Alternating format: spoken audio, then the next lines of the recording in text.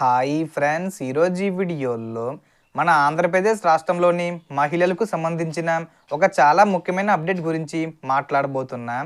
చాలా రోజుల నుంచి ఎదురు చూస్తున్నాం ఆడబిడ్డ నిధి పథకానికి సంబంధించిన పూర్తి మార్గదర్శకాలను ఇప్పుడు రాష్ట్ర ప్రభుత్వం విడుదల చేసింది.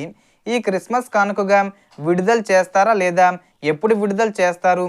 ఈ పథకానికి అర్హత సాధించే ప్రతి మహిళకు నేరుగా సంవత్సరానికి ఒకేసారి 18,000 రూపాయలు అందిస్తామని ప్రభుత్వం స్పష్టంగా తెలిపింది.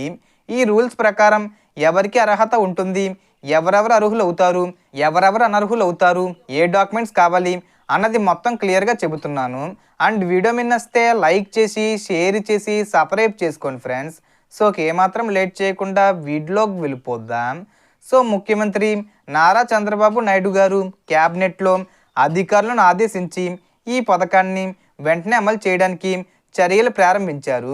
ఈ పథకం కింద 18 నుండి 59 సంవత్సరాల మధ్య ఉన్న ఆంధ్రప్రదేశ్ మహిళలందరికీ సంవత్సరానికి ఒకేసారి 18,000 రూపాయలు ఇవ్వాలని ప్రభుత్వం నిర్ణయించింది.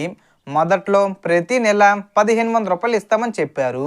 కానీ ప్రతి నెల డబ్బులు పంపడంలో ప్రభుత్వానికి వెరిఫికేషన్ ఇబ్బందులు రావడంతో వార్షికంగా మొత్తాన్ని ఒకేసారి ట్రాన్స్ఫర్ చేయాలని ప్లాన్ మార్చారు. ఒక కుటుంబంలో 3 మహిళలు ఉన్న ముగ్గురికి కూడా ఇస్తారు. తల్లికి వందనం పథకం ఎలా ఇచ్చారో అదే విధంగా ఇది కూడా అమలు చేస్తారు. కానీ అర్హత కోసం ముఖ్యమైన షరతులు ఉన్నాయి. మొదటగా మహిళ ఆంధ్రప్రదేశ్లో శాశ్వత నివాసై ఉండాలి.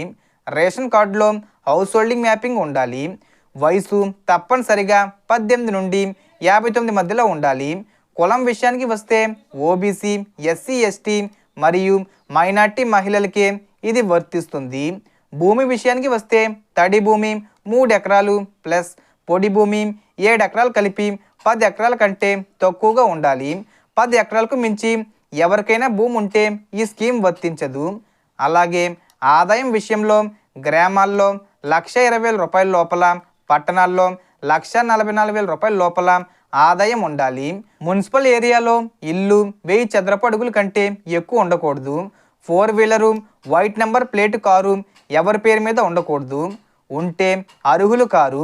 కానీ ట్యాక్సీ, ఆటో, ట్రాక్టర్ అనేవి పర్మిట్ వాహనాలు అయితే అవి పర్లేదు. నెలవారీ కరెంటు బిల్లు 300 యూనిట్ల లోపు ఉండాలి. మీ ఇంట్లో ఎవరైనా ప్రభుత్వ ఉద్యోగి లేదా ప్రభుత్వ పెన్షన్లు ఉన్న అర్హత ఉండదు. ఆదాయపు పన్ను చెల్లించే వారు కూడా అనర్హులు.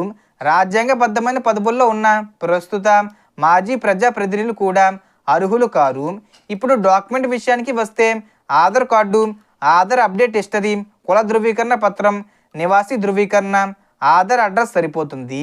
వయసు రుజువు, Aadhaar history, bank passbook, passport size photo, mobile number ఆధార్కు లింక్ అయి ఉండాలి. ఆధారు, రేషన్ కార్డు లింకు అంటే ఈకేబీసీ తప్పనిసరి.